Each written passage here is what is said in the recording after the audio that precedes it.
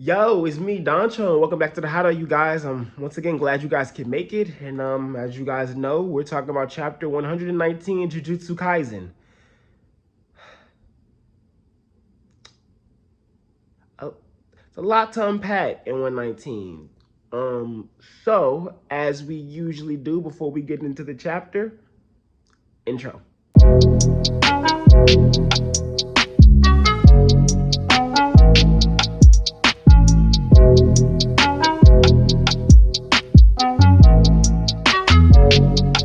Okay, so first and foremost, when talking about 119, we're on Shibuya Incident 37, and I think the thing about this chapter in particular is once again flexing how powerful Sukuna is, and then just showing the ease in the way that he does the things he does, right? Like he doesn't, like I was saying before, when people were trying to say that we're going to see Sukuna maybe have some trouble with Maharaga and really see this, like how powerful Maharaga is, we really didn't even see anything from Maharaga. We just seen it really fight defensively. Then we seen it do one like bum rush, try to do one bum rush, rushed attack at Sukuna, and that did nothing for it, right? So we just see Sukuna just easily handle this thing, and it starts off with this with the page of talking about Sukuna's ability and talking about the dismantle, and the other one is the cut. I'm sorry, cutting. Did I say that right? I probably messed that up. But the first one, dismantle, is just for like regular things, non-inanimate, inanimate objects. I'm sorry, inanimate objects, and then the cutting part, the other one is the one that refers more to the cooking part. It's against cursed energy things, but like relative to the cursed energy, right? So it's extremely powerful. And then we get this dialogue about how Malevolent Shrine gives up that black bubble when going into a domain, right? So it gives up that black bubble, and because of that, it says it's like a definition of like a divine ability. And like before it, saying, when it gives up that, it expands out. You get what I'm saying? So it goes out upwards to 200 meters. That's its max. But then he decides to only make it like 175, I believe it says, or 170, something like that. Relative to Megumi, not trying to harm Megumi or something like that, which is really interesting because I guess he was just saying,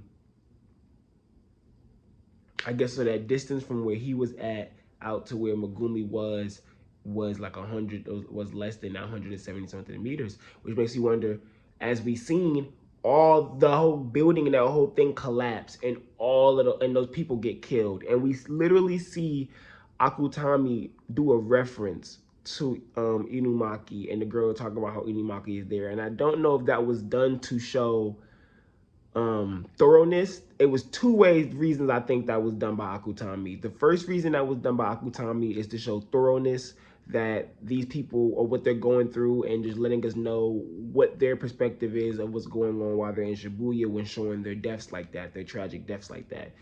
And the second thing, and the third one is a combination of the two. You know what I'm saying? Is both. But the second one is letting us know that Inumaki is dead, because they showed us that they were thinking about him, and oh yeah, we have that guy for help or whatever, and then we see them get literally obliterated.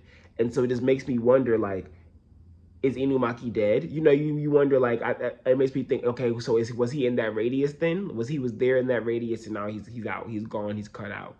And who else was in that radius of that ability? Who else, and who's watching? What's going on? It's just a lot to think about. And then Mahoraga still not being dead after he turns off Malevolent Shrine, and it just laying there, and then he realizing, okay, it's not fully finished yet. And so he pulls out, he does open again and does the flame shit that Joker was able to do, and it finishes him out. Big old burst of flames, and it finishes him off. And it's just this beautiful flex by Sukuna once again, just showing us the power levels of where the higher ups in this show can go, where the more powerful people in this show can go, right? And so then we see this great panel. Oh, the panels are great, by the way. We got like three spreads. I'm sorry, the past spreads. I mean, the spreads were great. We got like 3 or 4 amazing spreads this chapter. Like, it was just phenomenal. Like, when you get even when Sukuna finishes out Maraga, and he has the wheel, the Buddha wheel, and then he throws the wheel, and it like turns back into shadow. And then he looks at Hup, who we get Hup's name, Shigmura, something like that. And then Hup's all like Hup's all like scared, and he's all like, get on, like go. And Hup's all like, okay, and runs thinking he's safe. And in my head, I'm like, Sukuna doesn't like do that. Like what? Like Sukuna doesn't do that. What do you? Why are you just letting them go? You know they aren't need. They don't need to be spared anymore. And then you see as Hup's running away, Hup's all like, "I survived." And then we get the dialogue as we all was guessing that Hup is able to store miracles, and store lives, stuff like that. And whenever those tears are empty, they have no more. So Hup used all of the stored luck or miracles, stuff like that, against Nanami. Nanami knocked it all away, knocked all that shit out, and then what's the name of it? Sukuna basically finished the job. Um, it was basically finished the job, and so it's kind of like it's crazy because then right after that we get Sukuna going, oh, it's time. Like so he's realizing, oh shit, okay, like time ticking, like I'm losing control of this body now, and then so he runs to Megumi, he grabs Megumi, brings Megumi to Shoko and Yaga, and like I didn't see anyone talk about this, but like, how the fuck does he know where Shoko and Yaga's at? Like, how did he know that? And so it just makes me wonder, like, Sukuna has his ability to be able to see, feel who's in this giant radius of power, or radius of scale radius of his what's the word I want to use? I want to just say N. You know, I'm thinking of Nin when I think of it. You know, N when you could put out your N and it would just and you could feel what was all in the area. And I feel like this is of course we know there's a similar concept in Jujutsu Kaisen like that, but I feel like his is has to be humongous, and that he's able just to know what people are like. How did he know to snag Megumi and make Megumi right to where Yaga and Shoko was at? How? Like I just don't know how he knew that. And Yaga sees Sukuna drop split, and he's like, "Was that Itadori?" He's like, "Oh wait, was that Sukuna?" And then you just see Itadori sitting there with like a sad face at the end of the chapter, and it's kind of just, and it's the exact same face he made when his grandfather died. And I was bringing up on Twitter how we have to remember that the Shibuya incident is being told in the past tense, but it's not being told in any regular way of past tense. It's not like it's not like, what's the word I'm looking for? I don't remember us ever. I remember with Junpei's mom, we got told what happened to her, but after what happened to her, we seen the curse pop up, right? And then the next thing we get told, and what happened with her and what he saw and things like that. But you don't like see it, right? And I can't remember or call a time where in Jujutsu Kaisen we're going through an arc, or they're going after a curse, or they're in an altercation or anything. Even the Goodwill arc, it wasn't like the incident at Goodwill arc. I mean, people got attacked and got killed, during the Goodwill. Like people died when they attacked Kyoto for the Goodwill arc, and they didn't say the incident at Kyoto. It was what it was. So when we get Shibuya, it's a whole different vibe. We get the beginning of Shibuya, and it literally says record of the Shibuya incident. That's what we get. Excuse me. That's what we get in the beginning when we are when we are getting into the Shibuya arc. So when you look at that and you think about that, it's like, okay, Richie points out on Twitter at Kokichi Muta.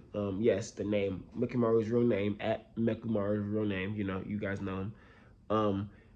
Hey, I tweeted it because I was just wanting to see people was gonna get, on my wavelength, and he right on it. And when I tweeted, I said, remember, this is being tweeted in past tense, and he says, oh my God, what if this is like Yuji's trial? He's like, what if this is so what if this is Yuji's trial? What if this is Yuji? What if this is them talking about what happened during Shibuya right now, and really we're being told in the tense of them them doing Yuji's trial, and them sitting there discussing you know what exactly they're going to do with him, and maybe part of what's going on in this trial is they're going step by step, moment by moment, what was going on and how these things unfolded. And I think that's why we're getting some character records right now and we're not getting others. You get what I'm saying? Notice that all the characters that we're running into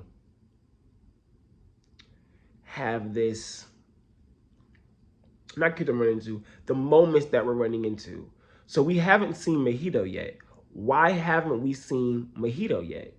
Well, what if Mahito never interacted with anyone from Shibuya? I'm sorry, from the school at that time during the Shibuya incident. What if he never interacts with them? What if he what if he interacts with someone who may or may not be dead, and so we don't get their end of it. We don't get their record of the tale. When we go back and you reread and you look at what is going on in Shibuya, right? It is, how can I word this? If you look at this is I'm going now. I'm really going out there, so bear with me. If you look at how we have been, everything we've seen from Shibuya, everything, right? Everything we've seen from Shibuya. If you was to think about it,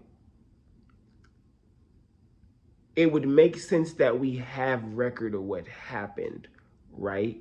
So, for example, Akutami will show us Gojo getting sealed, right? Because we have to see how Gojo gets sealed. Now, and we don't know what happens after the fact, but maybe Gojo gets out, and so he's able to explain how he got sealed at the trial. I entirely doubt he will be at trial. I think Gojo was sealed in his box, but there still will be a trial. But that's my far fetched reason. But we have to get why Gojo was, how Gojo was put in the box. We have to get that from Akutami. We have to, on the writing standpoint, right? So after you do that, because remember, this is when he arrived on the scene, correct? So after you do that, you can shift the pacing, and then you shift it to where everything that we see is only from perspective of characters who can speak for themselves, or characters who've seen what had happened. It can speak on it. That's why we are now seeing it in the arc. It might sound crazy, but this is how my brain was thinking, right? And I had to finish my Shibuya reread to confirm this.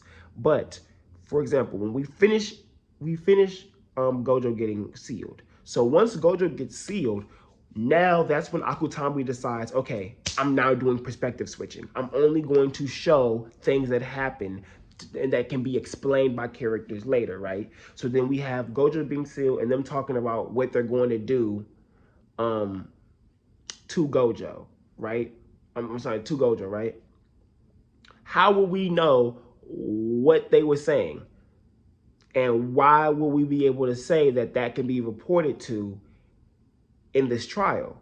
Kokichi. Kokichi seen what they said. He seen that they were saying that they finally caught Gojo, this, that, and third, and Mojito caught it and destroyed it. You know what I'm saying? He destroyed his little thing. So, and that information was relayed. So boom, that moment right there, that's being told about. The only loophole in that is them saying they're gonna go after Yuji, and I believe that was said after he destroyed Kokichi's thing. But at the same time, we still need that, right, for continuation. They destroy it, it switches over, and there's all like, okay, he's Uncle Kichi switches over to the home dude, and he's onto Eugene. He's all like, hey, so they seal Gojo, this, that, and the third. This is what's going on, and he already knew part of the plan, so he breaks it down. Cool. So now we go through perspective of Yuji and Mei Mei, and we go through Yuji's perspective, Yuji and Mei Mei's perspective, and they go through what they go through, and then you finally get to Ino, Yuji, and Megumi, and you get through what they go through, and you see what they experience on their end, and then you see what Mei Mei and Wee Wee experience on their end, or Yu, whatever it is, you experience on their end, and then and maybe they're able to speak for this. Maybe they don't die. Maybe they're able to speak for what happens after this in this trial. So we're able to see the records of these events. We're able to get the records of these events, get these descriptions, know exactly what's going on. Of course, it could be an aesthetic touch. But I genuinely believe this is because Akutami's playing the long game, and Akutami has been already shown to play the long game. So I'm thinking Akutami's like, yeah, this is them looking back on what happened during Halloween, because all of these people died, all these civilians got hurt, and they're looking like, oh my God. They're like, yo, Yuji is a threat. Like, Yuji's dangerous. You know what I'm saying? Yuji is, even if he isn't trying to hurt us, just him having Sukuna in his body is dangerous. You know what I'm saying? And they don't know about the contract. And even with that contract, Sukuna can't hurt anyone when the contract is active. So it's like, you know, it's crazy. Like, and as I'm thinking about each moment, you know, you got Nabito, Nanami, and Maki's perspective against Dagon. That's why you was able to see Dagon. You don't see Jogo again until he pops up on Mahito. I'm sorry, on Maki, Nanami, and Nabito. You don't see him until he pops up on them again, when they can explain what was going on. Then out of nowhere, Megumi shows up. We're seeing it from that perspective of Maki. Out of nowhere, Megumi shows up and he's helping out. You don't see Choso until he runs into Yuji again. You know what I'm saying? We ain't seen Mahito yet because he ain't run into nobody. We got Kusakabe because he ran into some of the ghetto people. You get what I'm saying? We got the ghetto girls because they ran into Yuji and get two. You know what I'm saying? We got what's going on with them. You know, and I know that some of it is, you know, some of it's like, some of it don't really match, but then some of it, a lot of it does. Where that's why, you know, we're not seeing what Mahito's doing, because Mahito hasn't done anything. Like, I don't think he's done anything. I generally don't think he's done anything. I think he's been weighing and watching this whole entire time. I think he knows. I genuinely would not be surprised if Mahito said what he said, because Mahito's not dumb. Why all of a sudden does Mahito think he can kill Yuji? Part of me didn't think it made sense when he said it, but then part of me was like, well, he wants to just off Yuji. Like, Sukuna won't interfere. But then you also got to think, like, is he sure Sukuna won't interfere? Is he sure about that? You get what I'm saying? Like, is he sure? How are you that confident that way you can be like, oh yeah, he won't interfere? Are you sure? Are you positive? Why trample on Jogo's dream? Why be like, nah, fuck it, it's not going, you know what I'm saying?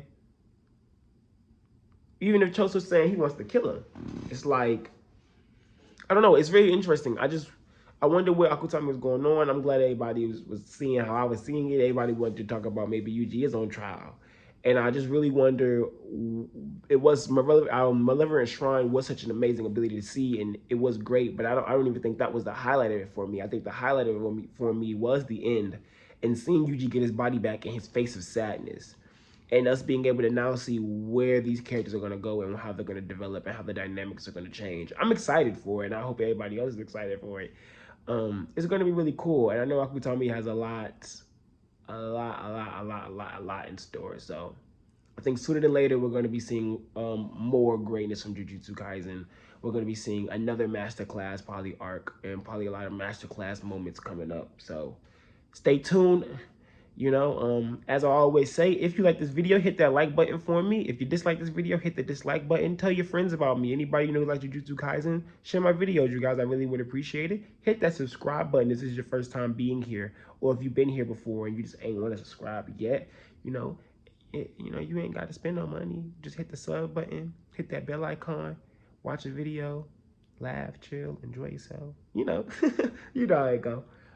It's just really great. I think it's a good time for Jujutsu Kaisen. The anime is on the way. The audio clip is out. So, you know, I'm all excited. I'm off for what I'm all going, and you guys know how it is. So once again, it's me, Doncho. Thank you guys so much for coming to the Hideout, and peace.